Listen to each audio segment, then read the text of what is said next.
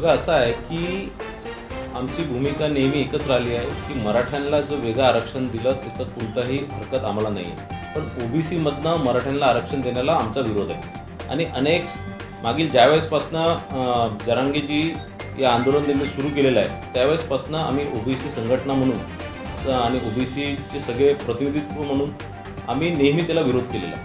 आणि मी आधीपासून सांगत होतो आपल्याला की जरांगेच्या मागे काहीतरी दुसरा हेतू आहे, त्यांना आरक्षण नको आहे, त्यांना तिचं राजकारण करायचं आहे।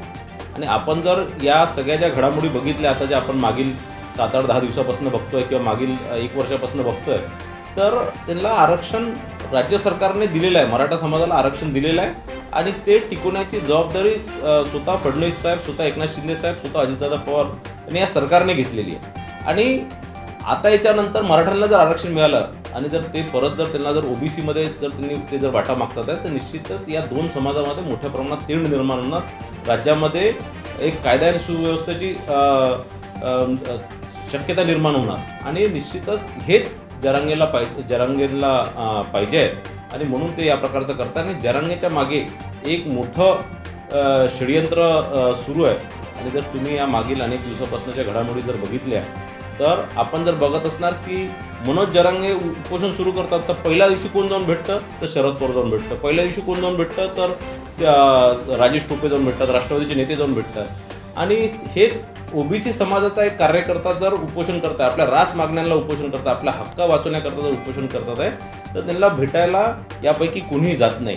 आणि याचा अर्थ हा झालेला आहे की हे शरद पवार साहेब आणि एनसीपी एक मेसेज देत आहे महाराष्ट्राला की ते या मराठा आंदोलनाच्या मागे कोण आहे तर शरद पवार साहेब हे निश्चितच आम्हालाही कळलेलं आहे। महाराष्ट्राचा जो राष्ट्रवादीला मानणारा ओबीसी समाज तोही नाराजी व्यक्त करतायत आपली की ओबीसीच्या आंदोलनात शरद पवार का गेले नाही, चर्चा सुरू आहे।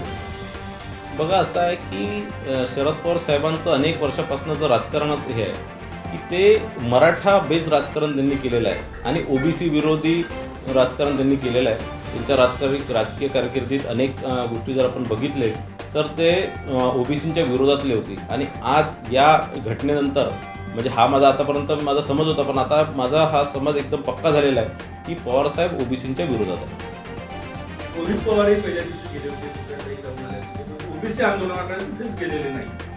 तर हे तर स्पष्ट आपल्याला समजून येतं ना की पवार साहेब आणि त्यांचा पक्ष एनसीपीचं काय भूमिका राहिलेली आहे ओबीसींप्रती।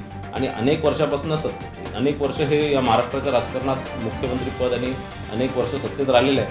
ओबीसींसाठी यांनी काहीच केलं नाही, उलट ओबीसींच्या विरोधात या प्रकारचे नेहमी षडयंत्र रचण्याचं काम एनसीपीने केलेलं आहे। मनोज जरांगेंनी जे परत आंदोलन सुरू केलं दुसऱ्या टप्प्यामध्ये लोकसभा निवडणुकी लगेचच, तर कुठेतरी विधानसभा निवडणुकी डोळ्यासमोरून ठेवून त्यांनी ते आंदोलन सुरू केलं का? कारण की त्यांच्या मागण्या मान्य करत सरकारने प्रक्रिया सुरू केली होती सगळ्या संदर्भात। बघा असं आहे की मनोज जरांगेंनी ज्यावेळेस या आंदोलनाची सुरुवात केली आणि त्यांनी सगळे सोयरेला आणि या प्रकारच्या नात्यात सगळ्यांनाच अंतर्भूत करत त्या संदर्भातलं GR सुद्धा निघाला आणि अनेक लोकांना त्या संदर्भातले सर्टिफिकेटसुद्धा मिळाले, जे कुणबी ज्या लोकांच्या जात प्रमाणपत्रामध्ये कुणबी लिहिलेलं आहे त्या लोकांना त्या प्रकारचे सर्टिफिकेट मिळाले आणि त्या लोकांना आरक्षणसुद्धा मिळालं। पण ज्या लोकांच्या जात सर्टिफिकेटवर मराठा आहे त्या लोकांना सरसकट कुणबी प्रमाणपत्र द्यावे आणि सरसकट ओबीसीमध्ये आरक्षण द्यावे, हे या महाराष्ट्रातले 60-65% ओबीसी जनतेवर मोठा अन्याय होणार आहे। आणि आधीच 60-65% असलेला हा ओबीसी समाज आज 19%च नुसतं आरक्षण मिळतं आहे आणि त्यातही जर समजा मराठा समाज आला तर हे आरक्षण आमचं 5% राहणार नाही।